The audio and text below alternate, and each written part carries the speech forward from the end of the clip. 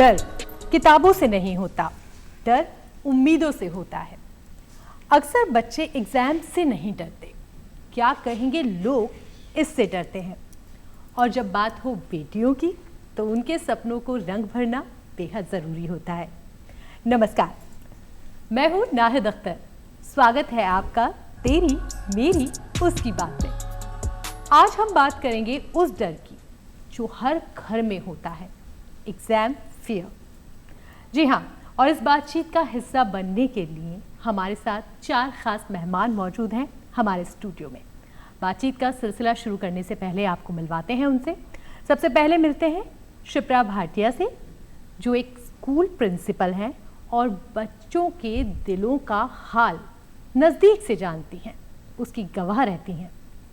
हमारे साथ मौजूद हैं डॉक्टर अनामिका, जो कि एक साइकोलॉजिस्ट हैं और बच्चों की मेंटल हेल्थ अवेयरनेस के लिए खासा काम कर रही हैं। 24 साल से उनकी कोशिश है कि बच्चे एग्ज़ाम स्ट्रेस बिल्कुल नहीं लें।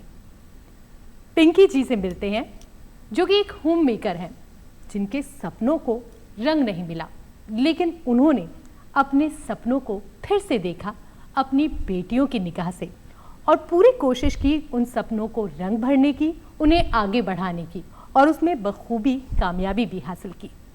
हमारे साथ मौजूद हैं मलिका सोनी, जिन्होंने अपने ख्वाबों को अपने दम पर पूरा किया और उन्होंने अपनी मेहनत और अपनी पढ़ाई और लगन के दम पर हायर एजुकेशन के लिए ऑस्ट्रेलिया तक गई और बहुत अच्छी एजुकेशन हासिल कर रही हैं। आज की बातचीत बेहद ख़ास होगी। आज की बातचीत की कोशिश होगी उस डर को दूर करने की जो हर बच्चे के दिल में होता है, एग्ज़ाम का रिज़ल्ट क्या होगा।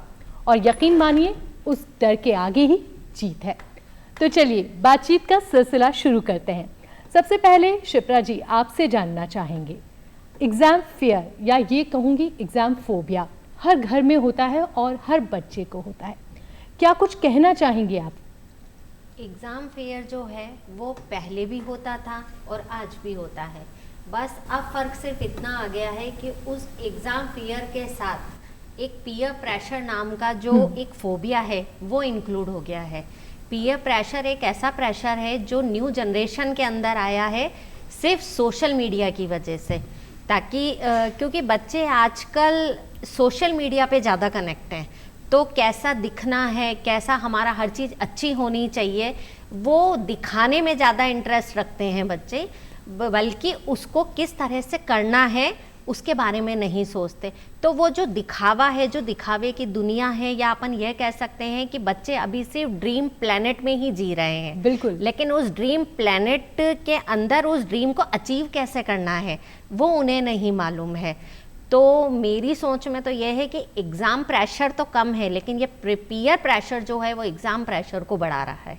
बिल्कुल, और ये कहीं ना कहीं नज़र भी आ रहा है। अनामिका जी, आपसे जानना चाहेंगे, एग्ज़ाम एंजाइटी अक्सर बच्चे आपके पास आते होंगे, क्या सिम्टम्स होते हैं इसके? एग्ज़ाम एंजाइटी को बहुत इजी तरीके से हम पहचान सकते हैं। अगर बच्चे में कोई भी बिहेवियरल चेंज दिखे, जैसे नॉर्मल वो बहुत बोलता था, चुप रहने लग जाए, या चुप रह रहा है फिर बोलने लग जाए, एकदम से उसकी भूख कम ज़्यादा हो जाए, उसे नींद बहुत ज़्यादा आने लग जाए, या कई बार होता है कि वो रातों सो ही नहीं पा रहा है।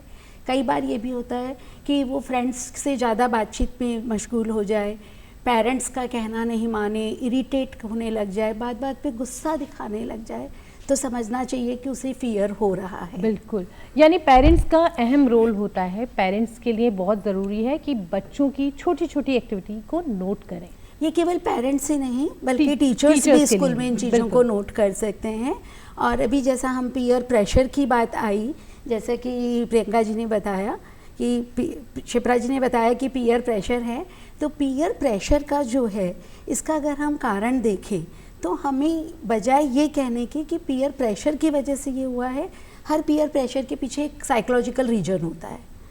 हमें उसको टैकल करना सिखाना पड़ेगा, क्योंकि बहुत सारी चीज़ें हैं जो पेरेंट्स और टीचर्स आपस में कोलैबोरेट करें तो उनको सिखा सकते हैं। पर आज एक बहुत बड़ी बात हो रही है, जो मेरे पास काफ़ी सारे बच्चे आते हैं, कहते हैं हमारी जो पेरेंट्स हैं वो टीचर से जाके नहीं मिलेंगे, क्योंकि मैम उनकी शिकायत कर देगी और पेरेंट्स जाके उन्हें टीचर्स की करेंगे। इन दैट केस हम इन चीज़ों को कॉन्फिडेंशियली हैंडल कर सकते हैं जी। कि पेरेंट्स और टीचर्स कॉन्फिडेंशियली आपस में अगर कनेक्ट रहें तो उन्हें पता लगेगा कि बच्चा पीयर प्रेशर में और उसको कैसे हैंडल करना है जिससे कि एग्जाम स्ट्रेस भी ना आए। बिल्कुल, और वो बहुत ज़रूरी है। यहाँ हम पिंकी जी आपसे जानना चाहेंगे, आप हाउस मेकर हैं, आपका पूरा वक्त रहा बच्चों के साथ, बेटियों के साथ।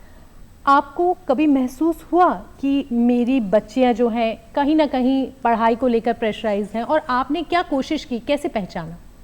नहीं, मेरे बच्चों को कोई प्रेशर नहीं था, मेरी तरफ से भी नहीं था, और पढ़ती थी तो मुझे कहना नहीं पड़ता था पढ़ाई के लिए, अपने आप ही मतलब कर लेती थी। तो आपको उस चीज़ में कभी ऐसा महसूस नहीं हुआ कि ये लोग प्रेशराइज? नहीं।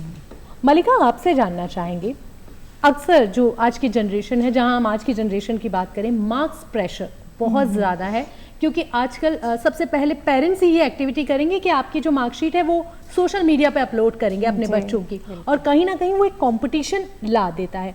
कभी आपको लगा कि परसेंटेज का प्रेशर है या मार्क्स का प्रेशर है, मुझे बेहतर लाना है, कुछ ऐसा प्रेशर कभी महसूस किया? जी, मैंने कई बार किया।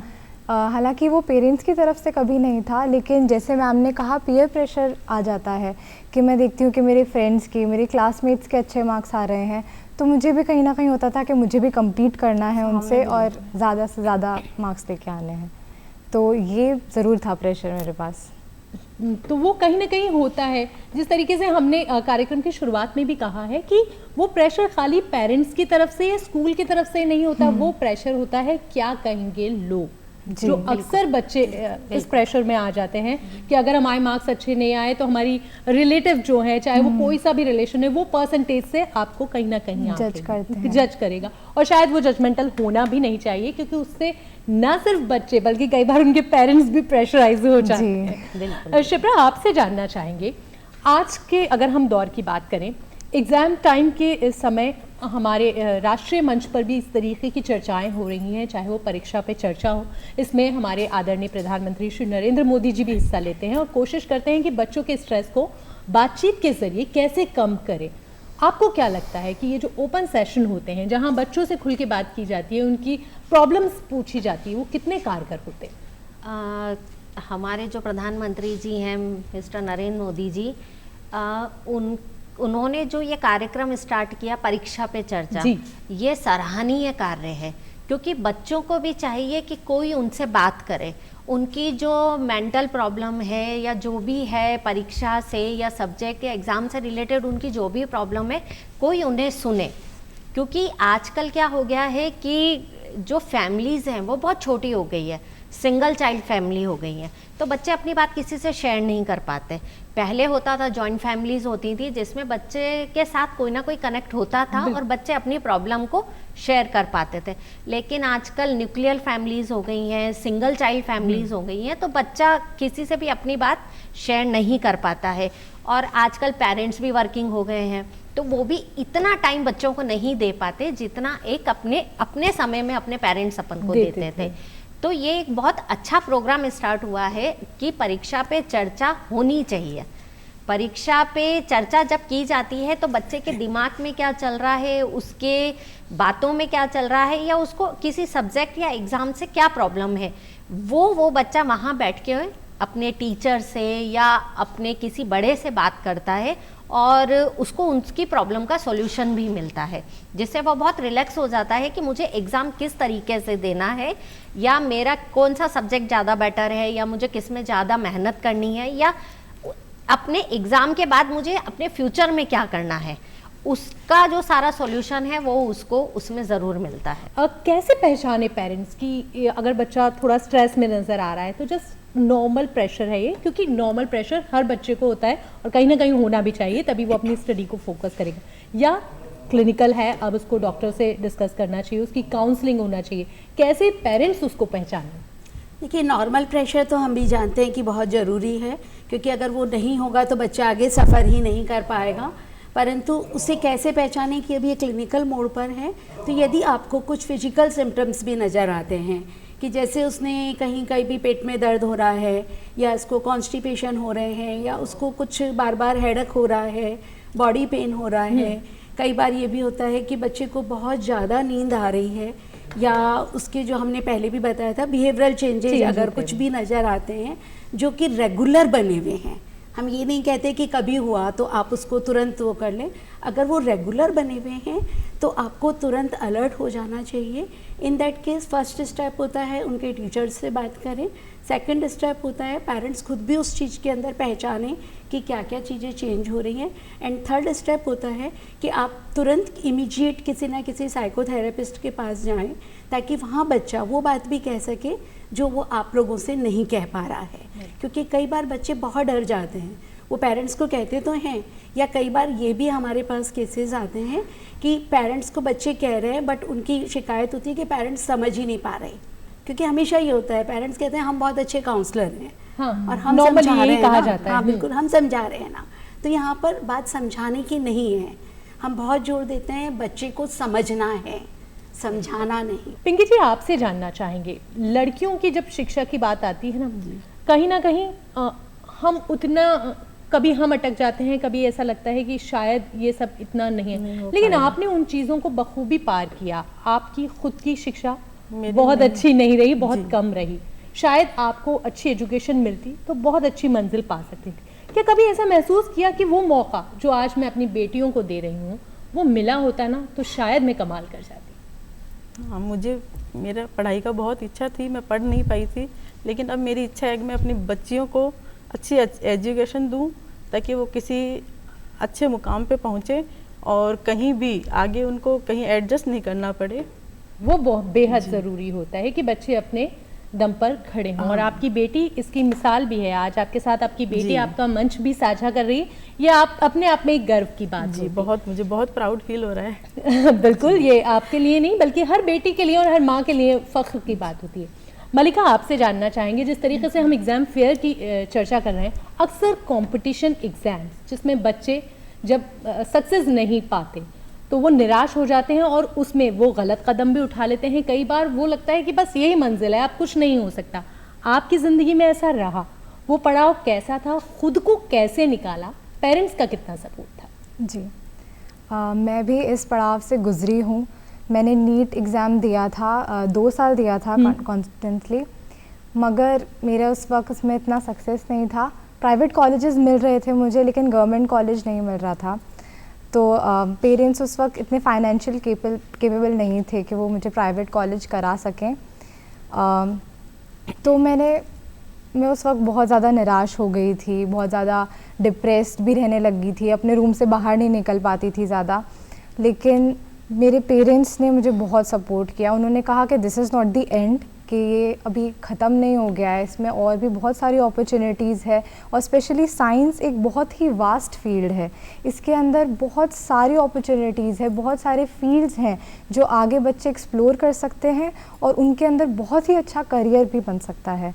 तो ऐसा ही एक करियर ऑप्शन रिसर्च था जो मेरे लिए बहुत अच्छा लगा मुझे, तो मैं उसके अंदर आगे गई और आज मैं मास्टर्स कर रही हूँ बायोटेक्नोलॉजी के अंदर ऑस्ट्रेलिया से। और सबसे ख़ास बात यह है कि आपने अपना ऑस्ट्रेलिया जाके पढ़ाई करने का जो सपना था वो स्कॉलरशिप हासिल करके किया। हाँ जी। वो अपने आप में फ़ख्र की बात होती है, क्योंकि रिसर्च जैसी चीज़ों में जब हमारे देश की बेटियां, हमारे बच्चे बाहर जा रहे होते हैं तो वो उच्च शिक्षा हासिल करके वापस देश में आते हैं और कहीं ना कहीं वो हमारे लिए भी खासा योगदान देते हैं। जी बिल्कुल, वो कहीं ना कहीं बेटियों की हो या बेटों की हो, बच्चों के जो ख्वाबों को अगर आप कोशिश करें रंग दें तो वो अपनी मंजिल तक पा सकते हैं। हमने मलिका से भी जाना कि वो नीट में इतने अच्छे मार्क्स नहीं हासिल कर पाई कि उसे गवर्नमेंट कॉलेज मिलता। ऐसी सिचुएशंस बच्चों की आती है तो स्कूल के प्रिंसिपल होने के नाते आप कितना अहम योगदान देती हैं?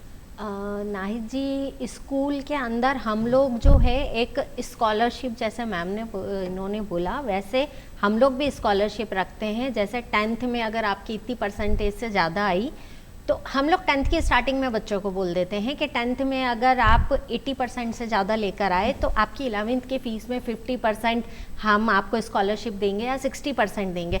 तो वो 10th की स्टार्टिंग में जब हम बोल देते हैं तो वो एक बच्चे को लगता है कि नहीं, मैं पेरेंट्स को सपोर्ट कर सकता हूँ, तो वो उस चीज़ को पढ़ाई में लेके जाता है कि नहीं, मुझे 80% से ज़्यादा लाने हैं तो मेरे को 11th में फ़ीस में मिलेगा।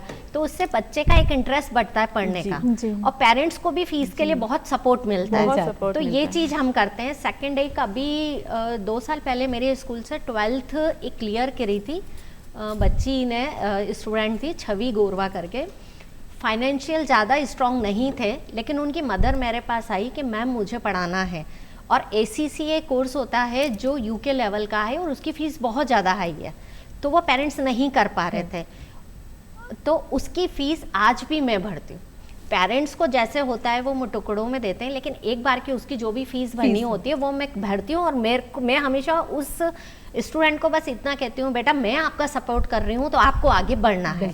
तो ऐसे काफ़ी बच्चे हैं, काफ़ी गर्ल्स हैं जिनको हम लोगों ने सपोर्ट किया है, क्योंकि मैं खुद भी एक गर्ल हूँ, मैंने भी पढ़ाई करके आज इस मुकाम पे आई हूँ, तो मैं कोशिश ये करती हूँ कि शायद अगर गर्ल्स को एक सपोर्ट मिले, या क्या कहें कि मतलब समाज अगर उनको सपोर्ट करे तो वो बहुत कुछ कर सकती हैं।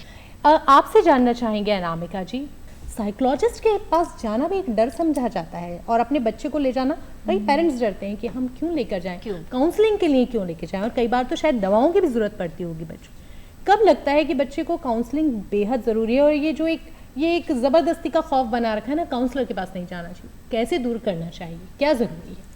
इसके लिए एक चीज़ हमें बहुत क्लियरली समझनी चाहिए कि जैसे जब हमें सर्दी खांसी जुकाम बुखार होते हैं तो हम डॉक्टर के पास जाते हैं, मेडिसिन भी लेते हैं, मौसम भी वो हो भी जाते हैं टाइम टू टाइम जब भी कोई सीजन चेंज होता है, वैसे ही हमें मेंटल हेल्थ के लिए भी अवेयर होना चाहिए, क्योंकि मेंटल हेल्थ भी कभी ना कभी इन चीज़ों से इफ़ेक्टिव होती है, और इसको बहुत नॉर्मल लेंगे। अगर हम देखें कि अगर हम आउट ऑफ इंडिया जाते हैं तो वहाँ तो लोगों के पर्सनल थेरेपिस्ट होते हैं, तो साइकोथेरेपिस्ट और साइकेट्रिस्ट में डिफरेंस है। अधिकतर लोग सोचते हैं कि हम वहाँ जाएंगे मतलब हमको पागल समझ रहे हैं क्या, हमें कोई ना कोई मेंटल डिसऑर्डर है क्या। नहीं, मेंटल डिसऑर्डर वाले लोग साइकोलॉजिस्ट या साइकोथेरेपिस्ट के पास नहीं आते। जब इस तरह की कोई प्रॉब्लम होती है जो कि हमारी डेली रूटीन लाइफ को परेशान कर रही है, जिससे डेली रूटीन लाइफ इफेक्ट, जैसे एग्जाम ही है, आज एग्जाम पे रेगुलर रिजल्ट्स पे इफेक्ट पड़ रहा है, बच्चों को लग रहा है हम करियर में कुछ समझ नहीं पा रहे, क्या कर रहे हैं, कैसे करेंगे। जैसे इन्होंने बहुत इजी गोइंग डिसीजन ले लिया कि ठीक है नीट नहीं हो रहा है तो हमें दूसरी लाइन लेनी है, इसमें इनके पेरेंट्स का भी सपोर्ट रहा। कई बार इन चीज़ों को पेरेंट्स भी नहीं समझ पाते। तो ऐसी कोई भी चीज़ जिसके अंदर हमें लग रहा है कि हम समझ नहीं पा रहे हैं कि हमें क्या करना है, या हमारी डेली रूटीन लाइफ में समझ नहीं आ रहा कि उसको कैसे कन्वर्ट करें, तो साइकोलॉजिस्ट के पास जाने में कोई प्रॉब्लम नहीं है, बिकॉज साइकोथेरेपी एक टॉक थेरेपी है। हाँ। जिसमें हम कम्युनिकेट करते हैं, अपने मन की बात खुलकर कहते हैं विदाउट बायस्ड, और जो सुन रहा है वो थर्ड पर्सन है, वो ना आपको जानता है, ना आपके पेरेंट्स को, ना टीचर्स को। तो वो जो कुछ भी आपको अगर बताएंगे, आपसे बात करेंगे, कॉन्सेप्ट्स क्लियर करेंगे, वो विदाउट बायस्ड होंगे। तो ऐसे के अंदर एक आपको ओपिनियन मिलती है विदाउट एनी बायस। हम अगर वो लेने कहीं भी जाएं तो वहाँ बीमार नहीं है, और बीमारी का एक सिंपल सा तरीका है पहचानने का। अगर आप अपनी रूटीन एक्टिविटी नहीं कर पा रहे, बिस्तर से नहीं उठ पा रहे हैं, अपने कामों के लिए दूसरों पे डिपेंड है, तो बीमार है ना। बिल्कुल। अदरवाइज आप बीमार नहीं हो, आप ठीक हो, बस कुछ उलझ गए उलझनों में। जैसे मैम ने बोला, आजकल तो स्कूल में भी कंपलसरी हो गया है कि साइकोलॉजिस्ट आपको रखना है, ताकि वो टाइम टू टाइम आकर बच्चों से काउंसल कर सके कि बच्चा कहीं प्रेशर में तो नहीं है। और मेरे ख्याल से इन चीज़ों के लिए कन्वर्सेशन होना बहुत ज़्यादा ज़रूरी है पेरेंट्स और टीचर्स के बीच में, क्योंकि जो एक बच्चा है या एक स्टूडेंट है वो सिर्फ या तो पेरेंट्स के साथ है या वो टीचर के साथ है, उसके अलावा वो तीसरे से कनेक्ट नहीं होता है, या फिर वो खुद से कनेक्ट होता है। और आजकल का जो एनवायरनमेंट चल रहा है उसमें ना तो पेरेंट्स के पास तो देखा जाए तो टाइम नहीं है, क्योंकि सब अपनी लाइफ में बिजी हैं, क्योंकि आजकल पेरेंट्स दोनों ही अर्निंग में है, तो वो बच्चे के पास को जो टाइम देना चाहिए वो लोग नहीं दे पाते।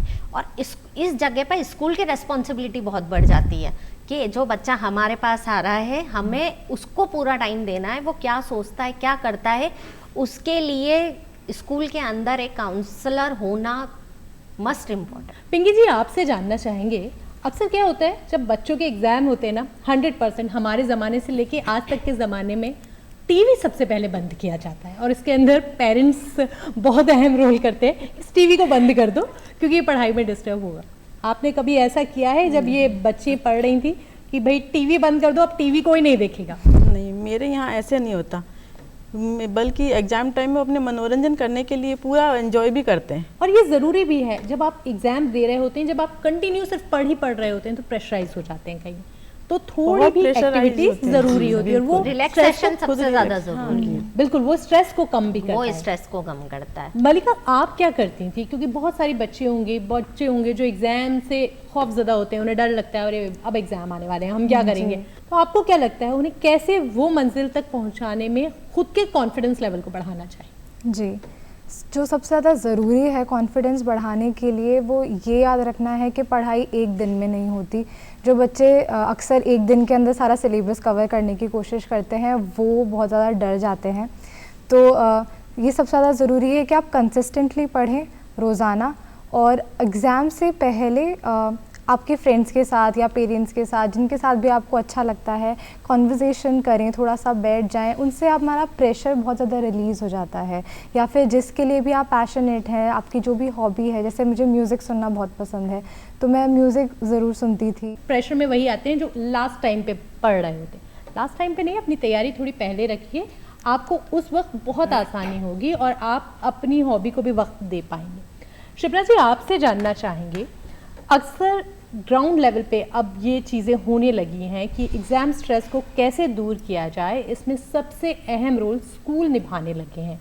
आपको क्या लगता है ज़मीनी स्तर पर हर स्कूल को क्या करना चाहिए कि वो एग्ज़ाम फेयर जो बच्चों में है, ना सिर्फ यूनिवर्सिटी या बोर्ड्स के एग्ज़ाम, छोटे बच्चों को भी हम प्रेशर में देख लेते हैं। आजकल अगर हम देखें तो नर्सरी और केजी के बच्चे भी इस प्रेशर में होते हैं, इवन उनके पेरेंट्स भी होते हैं कि इनके एग्जाम स्टार्ट होने वाले हैं। तो वो स्ट्रेस को बिल्कुल छोटी छोटी चीज़ों से कैसे दूर किया जा सकता है?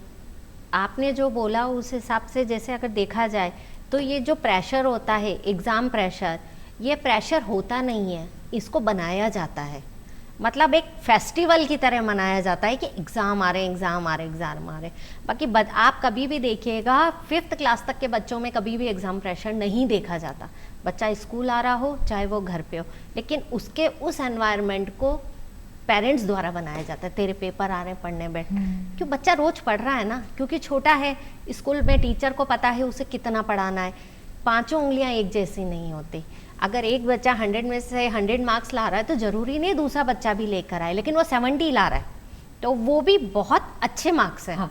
लेकिन आजकल के जो पेरेंट्स का वो जो कंपैरिजन हो गया है, वो कहीं ना कहीं बंद होना चाहिए। और इसके लिए स्कूल्स में पीटीएम रखी जाती है, जहाँ पेरेंट्स और टीचर के बीच एक कन्वर्सेशन होता है कि जो स्टूडेंट है या जो उनका बच्चा है वो किस चीज़ में बेटर है। उस पीटीएम में हम सब बताते हैं कि आपका बच्चा सिर्फ सब्जेक्ट में वीक नहीं, स्पोर्ट्स में आगे है, ड्राइंग में आगे है, म्यूज़िक में आगे, तो बच्चा कहीं ना कहीं सब कुछ कर रहा है।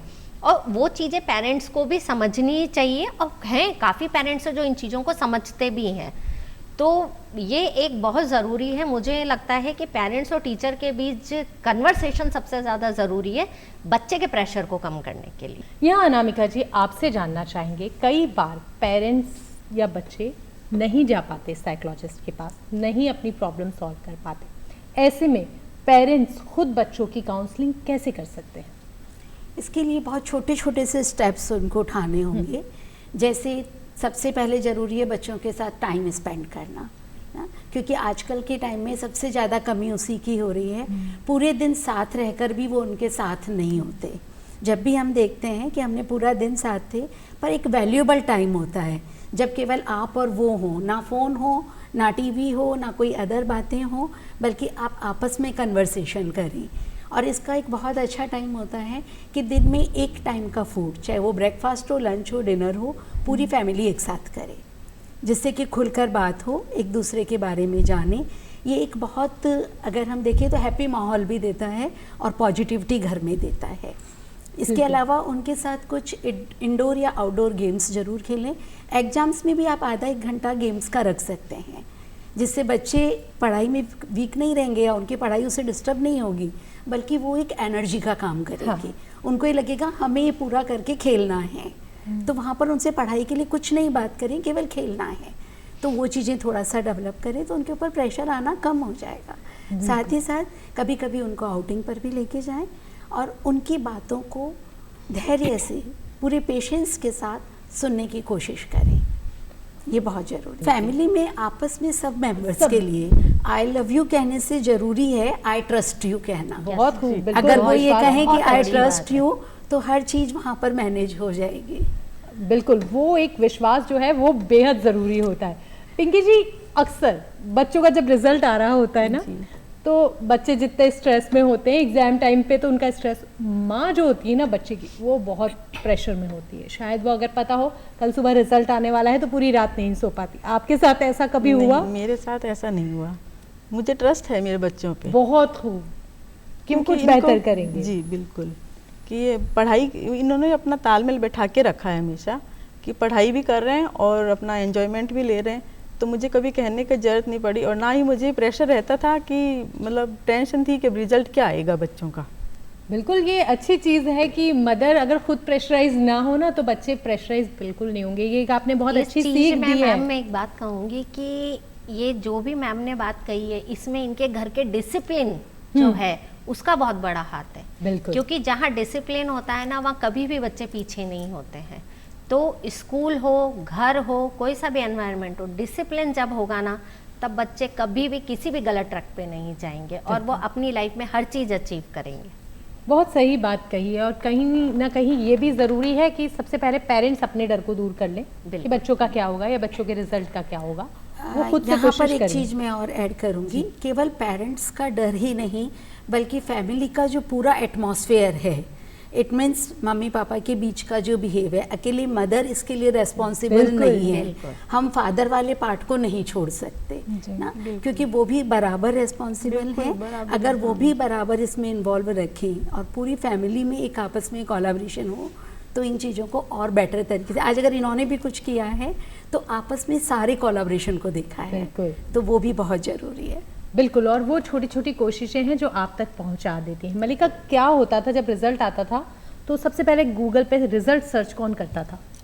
नहीं करती थी। अच्छा, यानी पेरेंट्स को बिल्कुल बेफिक्र थे कि हम तो सिर्फ रिजल्ट जानेंगे हाँ। कि क्या होगा। गूगल सर्च सब कुछ तुम ही करते जी, थे, मैं सारे करती एक्साइटमेंट थी। तुम ही होते थे कि क्या हाँ। कुछ आने वाला है। आप में जो कॉन्फिडेंस है, चाहे वो पेरेंट्स हो चाहे वो टीचर हो, अगर आप अपने हर बच्चे पे कॉन्फिडेंट होगे तो वो कॉन्फिडेंस बच्चों में भी आएगा और वो कहीं ना कहीं मजबूती से खड़े होंगे और कुछ तो अच्छा करेंगे अपने भविष्य के लिए।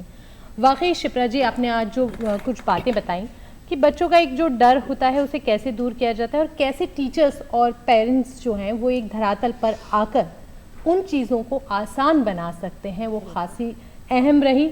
आप सभी यहाँ पर आए, हमें बहुत ही अच्छा लगा और शायद हमारे दर्शकों को भी बहुत खासी जानकारी मिली होगी। और कहीं उन बच्चों को जो डरते हैं कि क्या होगा, कल पेपर है, हम कैसे मार्क्स लाएंगे, वो सब डर दूर होगा। वाकई आज की जो बातचीत थी वो बेहद ख़ास थी। आप सभी से हमें ये जानने को मिला कि ये जो डर है ना, एग्ज़ाम फेयर जिसको कहते हैं, ये खुद हमने ही बनाया है और इसे पेरेंट्स, टीचर्स और स्टूडेंट आपस में बातचीत करके बहुत कम कर सकते हैं या यूँ कहें बिल्कुल ख़त्म कर सकते हैं। बस कोशिश है उस डर को दूर करने की, क्योंकि डर के आगे तो वैसे भी जीत होती है। आप सभी यहाँ आए, इसके लिए बहुत बहुत धन्यवाद आप सभी का। तो दर्शकों और बच्चों जो एग्ज़ाम दे चुके या जिनके नतीजे आने वाले हैं, अगर आपका नतीजा आपके लिए बेहतर हो तो बहुत अच्छा, लेकिन अच्छा ना हो तो घबराएं नहीं, क्योंकि एग्ज़ाम या उसके नतीजे सिर्फ एक पड़ाव है, आपकी मंजिल नहीं। और अगर आप कामयाब हुए तो मंजिल आपकी, और नाकाम हुए तो भी कोई बात नहीं, मंजिल आपके लिए उससे बेहतर होगी। तो दोबारा कोशिश कीजिए और इस डर को दूर कीजिए, क्योंकि डर के आगे